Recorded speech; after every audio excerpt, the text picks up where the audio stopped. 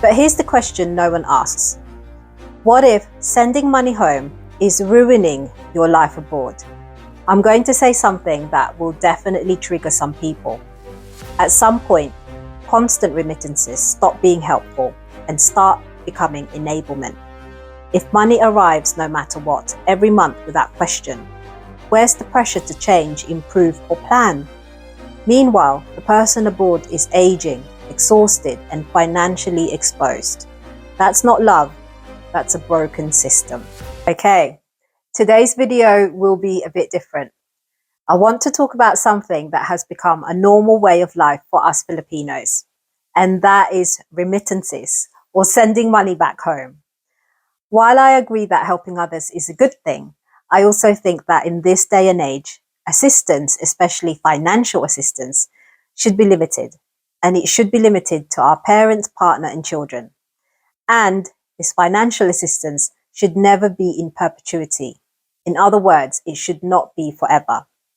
I know this will probably upset a lot of people, but I think if I'm going to be talking about finances and financial literacy, then the topic of sending money back home must also be addressed and talked about.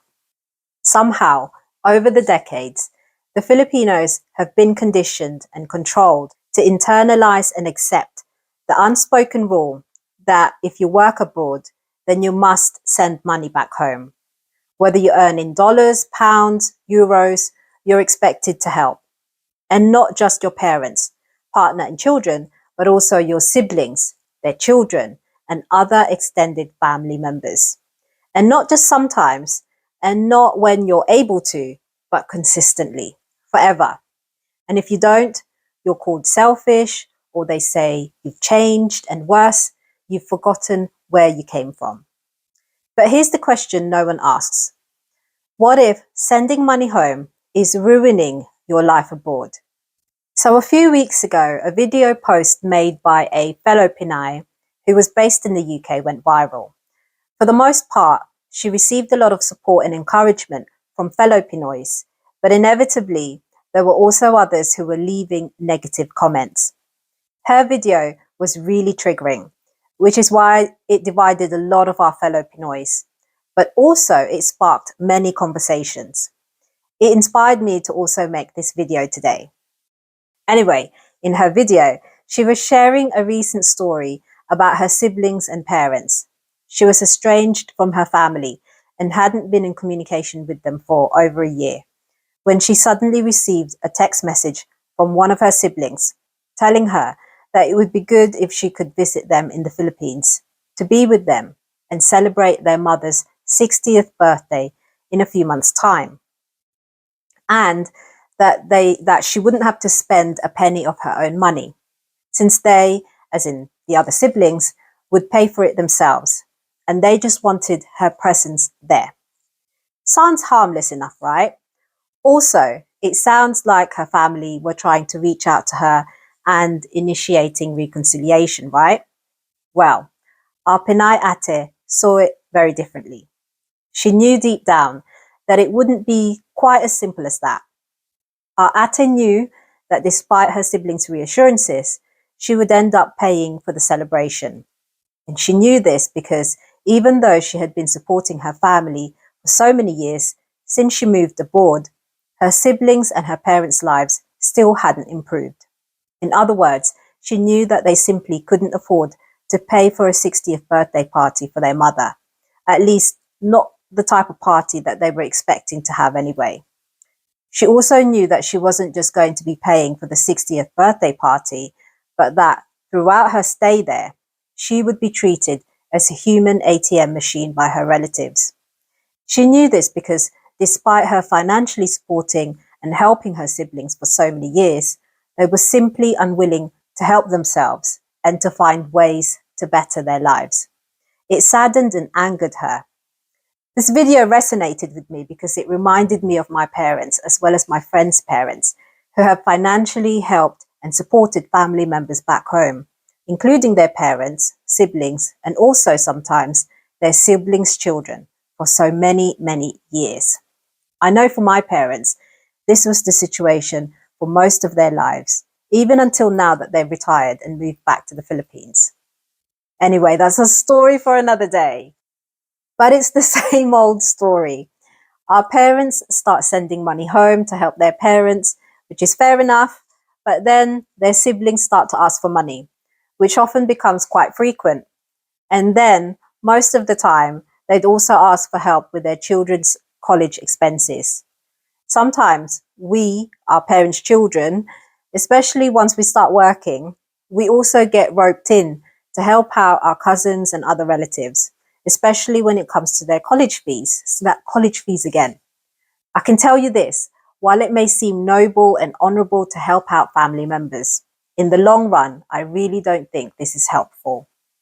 Why? Because I believe it only creates an entitlement mentality, and worse, it often fosters laziness and lack of ambition and drive, especially when the recipients get so used to receiving money all the time, money that they didn't even have to work hard for. There's a phrase often used by marketers, and it's this: those who pay attention. In other words, if you paid for something using your own money, you're more likely than not to appreciate that thing that you've purchased. And I think it also applies to life. Let's take a look at paying for, things like college fees, for instance. More often than not, and I have seen this happen time and time again, the person and the family that are being helped are not grateful for the help that they're receiving, to the point that most of the time they don't bother to finish their education. Another example is if a relative asks us for financial assistance with starting a business venture. More often than not, if that person didn't invest or put their own money on the line to create and build that business, the usual result is that these businesses fail. And usually because these same people won't have the same level of care, focus, and attention in ensuring that they would be able to do whatever it took to make that business work. This happened many times with my parents and their friends. For us children, this topic triggers and frustrates us because we know exactly how our parents sacrificed and worked hard for that money that could have actually helped us as a family. And yes, while we can continue to make money, it's the time that our parents spent working their butts off that cannot be returned, time that they could have used to rest and recuperate and spend quality time with their children. Somewhere along the way, we started equating location with wealth. Abroad equals rich. Abroad equals stable. Abroad equals unlimited money. That idea might have made sense 20 or 30 years ago, but today, living abroad is expensive, brutally expensive. Rent or mortgage alone can eat half of your salary.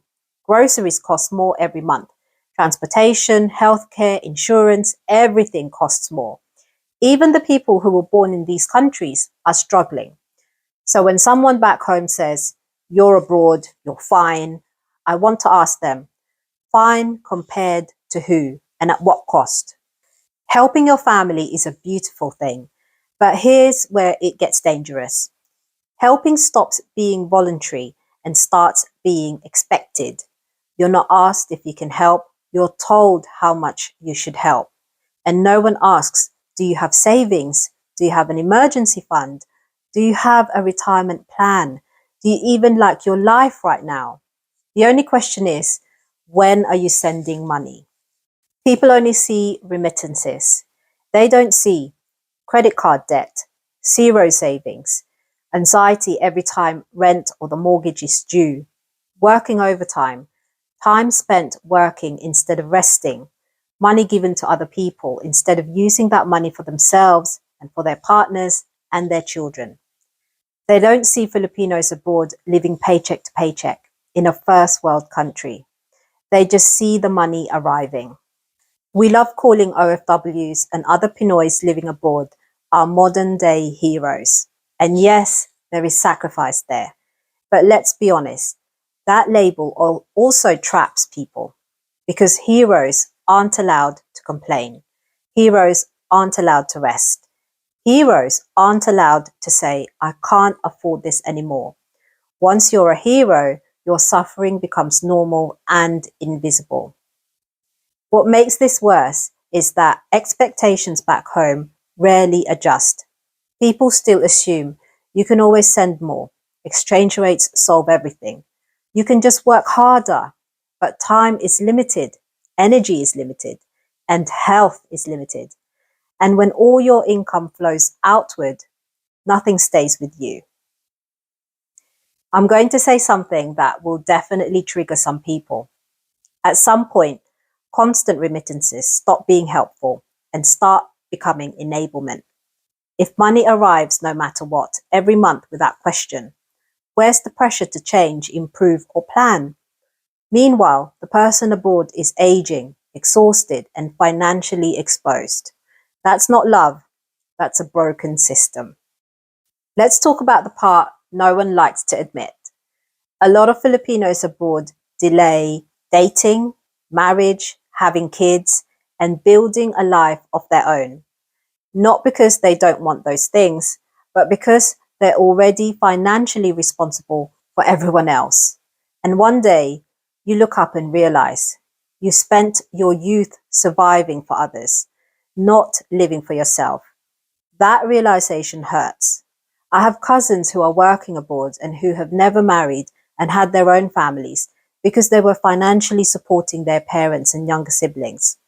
I've also come across plenty of stories from the older generation who worked for decades abroad and remained single all their lives, only to return home and develop physical ailments and have no one to look after and care for them in their old age. And not only that, they also don't have the money to support themselves because they weren't able to save up during the years when they were working. Stories like these really sadden me, but unfortunately, this is not anything new. Let me be very clear, because people love to twist things. I am not saying don't help your family or cut everyone off or be selfish, but I am saying help should be sustainable. Help should be honest. Help should not destroy the person giving it. Here's the real question I want people to sit with.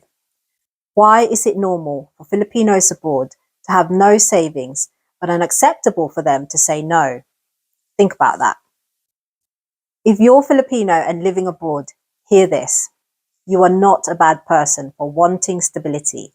You are not ungrateful for wanting a future. You are not selfish for setting boundaries. You are allowed to live, not just send money. I already know this video will upset some people. So let's talk. Do you agree or do you disagree? Have you felt this pressure? Or are you on the other side of it? Please comment respectfully. This is a conversation our community needs. Thank you for watching and see you in the next video.